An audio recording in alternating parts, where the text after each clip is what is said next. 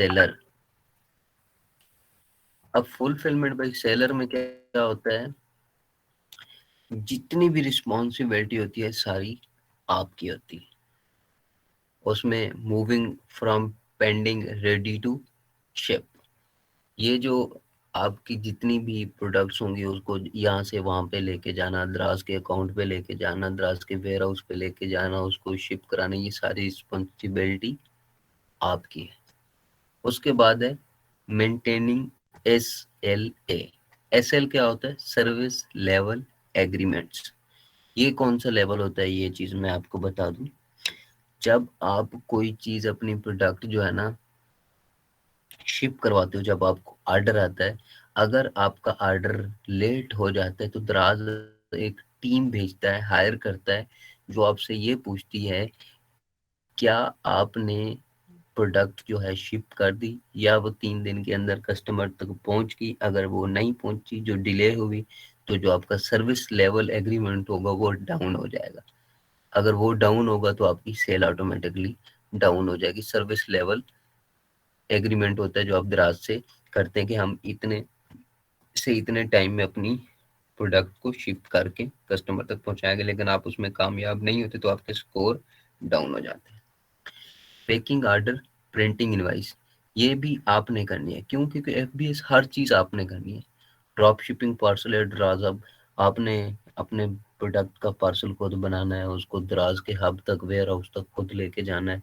ये सारा कुछ आपने खुद करना है FBS के अंदर। फिर करते हैं sharing of receiving with vendor manager in case order is delay. वही है, ऑलरेडी पीछे बता चुका हूँ, लेकिन यहाँ पे थोड़ा डिस्क्राइब किया हुआ है कि अगर आपका ऑर्डर डिले हो जाता है तो वो क्या करेंगे। एक वेंडर मैनेजर टीम होती है जो कि आपको बता चुका हूँ, वो आपसे शेयरिंग पे हर चीज़ रिसीव करती रहती है। अगर वो प्रोडक्ट वापस आ जाती है डिले होने की वजह से, कस्टमर नहीं लेता, तो वापस वेयर हाउस तक आएगी। वेयर हाउस से आपने खुद उठानी है, ना कि दराज आपके घर तक पहुंचाएगा। क्यों? क्योंकि आप FBS कर रहे हैं। फिर है score card adjustment. Score card adjustment जो है ना आपके ऊपर होता है। अगर आप अपने प्रोडक्ट को टाइमली शिप कर देंगे, आपकी प्रोडक्ट अच्छी होगी, क्वालिटी भी अच्छी होगी, हर चीज़ अच्छी होगी, आपका रिस्पॉन्स टाइम अच्छा होगा, आपकी कस्टमर से कम्युनिकेशन अच्छी होगी, ये सारी चीज़ें आपकी अच्छी होंगी, तो आपको जो स्कोर होगा वो बढ़ेगा। स्कोर में क्या होता है, आपके रिव्यू होते हैं, आपके कस्टमर फीडबैक होता है, और आपका जो है ना रैंक होता है। ये सारा स्कोर एडजस्टमेंट में आता है, ये बढ़ेगा। फिर हम जाते हैं पैकिंग मटेरियल कॉस्ट के ऊपर। FBS में जो पैकिंग होती है मटेरियल की, वो भी आपकी होनी है, वो भी आपने करनी है। क्योंकि दराज का जो फ्लायर है वो कोई पैकिंग मटेरियल नहीं है, वो लास्ट के ऊपर आपने लगाना है एक लेबल, समझ लें उसको, क्योंकि वो आपकी प्रोडक्ट को प्रोटेक्ट नहीं कर सकता। उसके लिए आपने एक अलग से पैकिंग करनी है, चाहे वो डब्बा कर लें या जो मर्जी कर लें, उसकी भी कॉस्ट आपको आनी है। Racking effort, warehouse, storage. अब जो पैकिंग की एफर्ट है उसको वेयर हाउस तक पहुंचाना है, ये भी आपकी खुद की है। उसके बाद है return, delivery, field order, collection from Dras hub. अगर आपकी कोई भी चीज़ रिटर्न हो जाती है तो आपने 3 दिन के अंदर द्रास के वेयर हाउस से उसको उठाना है, वरना द्रास आपको चार्ज लगा सकता है कि इतनी देर में मेरे पास ये प्रोडक्ट पड़ी रही है, तो अब मैं आपको इसके चार्जेस लगा दूंगा एक पर क्यूबिक फुट के हिसाब से, कि अगर उसने 1 क्यूबिक फुट का एरिया घेर के रखा है उस प्रोडक्ट ने, तो उसके हिसाब से वो चार्ज कर लेता है। इसलिए जो ना FBS के अंदर आपकी अगर प्रोडक्ट रिटर्न हुई तो आप 3 दिन के अंदर उसको उठा लेंगे। अब FBS की रिस्पॉन्सिबिलिटी आपको सारी समझ आ गई। हम जब भी अकाउंट बनाते हैं तो हमारी ये कोशिश होती है कि जो भी बंदा बनाए सबसे पहले वो FBS करे। जिस बंदे ने एटलीस्ट 1 महीना FBS करे, जब वो बंदा FBS कर लेगा उसके बाद उसके लिए दराज कोई भी बड़ी मार्केट नहीं रही। वो फिर इजीली दराज के ऊपर काम करेगा। क्यों? क्योंकि उसने हर चीज स्टेप बाय स्टेप अपने हैंड से की, हर चीज की रिस्पॉन्सिबिलिटी उसी की थी, सारी चीजें उसी ने की। तो इसमें श्योरिटी है कि वो बंदा हमेशा कामयाब ही होगा, फिर वो चाहे एफबीएस से एफबीडी में चला जाए, फिर उसको कोई मसला नहीं है, फिर तो वो एफबीडी में जाके भी बंदों को पकड़ लेगा, दराज को खुद पकड़ लेगा, भाई मैंने इतने में आर्डर है, इतने में जाना चाहिए था, क्यों नहीं गया। अगर उसने एफबीएस किया होगा तो हम रिकमेंड करते हैं कि एटलीस्ट 1 महीना एफबीएस करे, ये हम रिकमेंड करते हैं, लेकिन दराज रिकमेंड करता है कि एटलीस्ट 3 महीने जो है ना आप एफबीएस करो, उसके बाद आपको एफबीडी का ऑप्शन आता है दराज की तरफ से। एफबीएस क्लियर हो गया, अब हम चलते हैं एफबीडी पे, फुलफिलमेंट बाय दराज। इसमें आपकी कोई रिस्पॉन्सिबिलिटी नहीं है, इसमें सारी रिस्पॉन्सिबिलिटी दराज की है। अब मैं बताता हूँ, हाँ इसमें सिर्फ आपकी रिस्पॉन्सिबिलिटी क्या है, एक है, वो है क्लाइंट से कम्युनिकेशन। जब आपको ऑर्डर आएगा ना दराज के ऊपर, वो जो कम्युनिकेशन होती है क्लाइंट से, वो आपने खुद करनी। उसके अलावा आपका फ्री ऑर्डर प्रोसेसिंग होगा।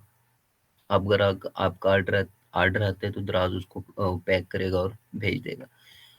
आपको आरटीएस, पैकिंग, रिटर्न हैंडलिंग कुछ भी नहीं करनी पड़ेगी, सब कुछ दराज करेगा। अगर आपकी प्रोडक्ट रिटर्न आती है, पैकिंग है या उसका प्रिंट वगैरह जो भी है, वो भी दराज ही करेगा।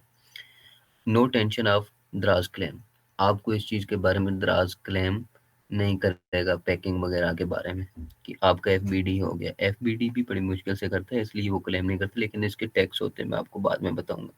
पैकिंग फूकिंग वो आपसे टैक्स नहीं लेगा। अगर आपकी डिलीवरी फेल्ड हो जाती है and return order management by दराज, अगर आपका कोई भी डिलीवरी फेल हो जाएगी तो उसको जो रिटर्न है वो भी दराज खुद करेगा और खुद अपने वेयर हाउस में उसको रख लेगा, ये भी दराज की रिस्पॉन्सिबिलिटी है। पैकिंग मटेरियल कास्ट आपकी सेव हो जाती है, क्यों? क्योंकि जब भी आप प्रोडक्ट को पैक करते हैं उसके लिए आप पहले एक बॉक्स लेते हैं, फिर उसको पैक करेंगे, फिर उसके ऊपर जो है ना दराज का फ्लायर लगा देंगे, क्योंकि फ्लायर प्रोटेक्ट नहीं करता हुआ। यहाँ पे क्या है कि वो जो कॉस्ट है वो आपको दराज दे रहा है, क्यों? क्योंकि आपका एफ बी डी है। वही बात है, सुनने में तो अच्छा लग रहा है कि हम भी एफ बी डी करें, लेकिन दराज अप्रूव नहीं करेगा। वो कहता है कि पहले एफ बी एस करो ताकि मैं आपका रिजल्ट देखूं, फिर मैं आपको एफ बी डी दूंगा। Daraz will process order A to Z, आपके जो भी ऑर्डर आते हैं उसकी जितनी भी ए टू जी जितनी भी सर्विस है उसने दराज ने खुद ने करनी, आपको कुछ भी नहीं करना। More time to focus on growth, आपके पास क्या है, आपके पास पे बहुत ज़्यादा टाइम बच जाता है जो कि आप अपने अकाउंट के ऊपर फोकस करके उसकी ग्रोथ कर सकते हैं। ग्रोथ कैसे कर सकते हैं, मैंने आपको कहा था फेसबुक पे शेयरिंग, यूट्यूब पे एड्स वगैरह लगा के। Higher visibility, better scored perform, जब आपके पास टाइम होगा आपकी हायर विजिबिलिटी हो जाएगी, स्कोर बेटर हो जाएंगे, परफॉर्मेंस अच्छी हो जाएगी। चाहे जब एफबीडी कर रहे हो तो फिर मसला किस चीज़ का, फिर तो हर चीज़ बढ़ेगी बढ़ेगी। अच्छा, जो एफ बी एस है वो आपको, सॉरी मैं यहाँ पे एफ बी एस लेंगे, एफ बी डी है, वो आपको चार्ज आफ्टर 90 डेज। इसका मतलब ये है कि जब आपकी प्रोडक्ट रिटर्न हो जाती है या आपकी सेल नहीं होती, वहाँ दराज के वेयर हाउस पे पड़ी रहती है, क्योंकि दराज की रिस्पॉन्सिबिलिटी है ना एफबीडी के अंदर, वहाँ पे आपने जमा करानी होती है। तो 90 दिन तक दराज आपसे कुछ भी नहीं लेगा, लेकिन जैसे ही इससे ज़्यादा दिन होंगे तो आपको दराज टैक्स लगाना शुरू कर देगा। 3 महीने तक कोई टैक्स नहीं है, उसके बाद टैक्स है। Initial investment not sell stock, initial आपकी वैसे इन्वेस्टमेंट इतनी खास है नहीं, और जो सेल के ऊपर स्टॉक है वो भी आपका नहीं है। एफ बी डी और एफ बी में यही फ़र्क है, एफ बी एस के मुतरादिफ है बिल्कुल F B D. F B D में आपने सिर्फ और सिर्फ कम्युनिकेशन करनी है और आपके पास टाइम होगा, बहुत ज़्यादा आप ग्रोथ करो और आगे बढ़ो। सारा काम एफ बी डी में दराज का है, लेकिन दराज इसके चार्जेस लेता है, वो मैं आपको आगे वाली स्लाइड में बताता हूँ। अब 0 से 90 दिन तक अगर आपकी प्रोडक्ट पड़ी रहती है तो दराज 1 रुपया भी चार्ज नहीं करता, लेकिन जैसे ही 91 से 120 डेज तक अगर आपकी ये इसमेरी में पड़ी रहेगी तो आपसे 90 रुपये चार्ज करेगा। ऐसे ही 121 से 120 तक फिर आपकी 120 चार्ज करेगा। 150 से आगे जितने भी दिन हो जो फिर आपसे 150 के हिसाब से वो चार्ज करता रहेगा। इसमें फिर एक टैक्स भी लगता है, जो कि आपको मैं बता दूं। पंजाब में वो 16% है, ये आपकी प्रोडक्ट की प्राइस की परसेंटेज निकालेंगे आप, उसकी जो 16% बनेगी। और सिंध में जो है वो 13% है, ये भी इसी के ऊपर लगेगा जो FBD करते हैं। ये लगेगा, क्योंकि 90 दिन के अंदर सेल तो वो हो ही जाती है, मस्ट है, उसको छोड़ दें। लेकिन ये जो टैक्स है ना FBD वालों को लगेगा, पंजाब में 16% और सिंध में 13%।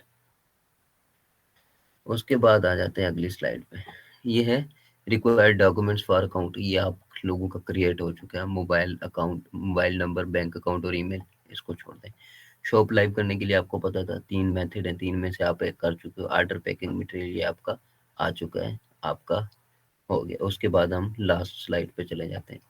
दराज अकाउंट में क्या करना होता है, हमने पहले दराज के सेलर सेंटर में जाते हैं, फिर बिकम सेलर पे जाते हैं और उसके बाद हम क्रिएट कर देते हैं।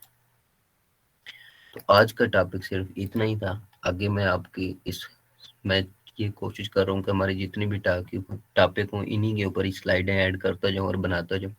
इधर से हमारा दराज कंप्लीट हो, इधर से आपकी ये बुक बन जाए और आपको शेयर कर दूँ। वीडियो भी मैं आपसे शेयर कर दूंगा, बनाई थी मैंने। तो मेरी तरफ से ओके हो गया आज का टॉपिक।